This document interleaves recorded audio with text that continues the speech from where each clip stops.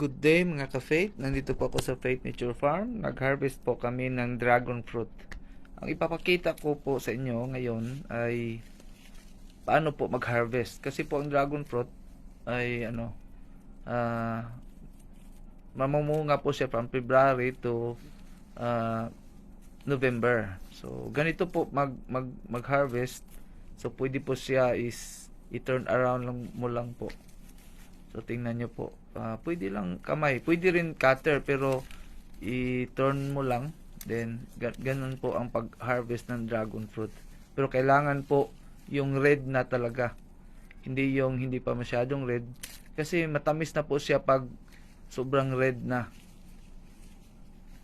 Do ito pong dragon fruit ay process po namin, ginagawa po naming juice, kasi mas malaki po yung income namin sa juice kaysa ibenta po namin ng by kilos. So ang ginawa po namin, process po kami, pagkatapos ng process, bottled namin, then naging juice na po siya. Mix lang po namin ng kalamansi at saka sugar. So ganun lang po ang ginagawa namin dito sa Faith Nature Farm. We are putting our product value added. So thank you mga ka-Faith. God bless us all.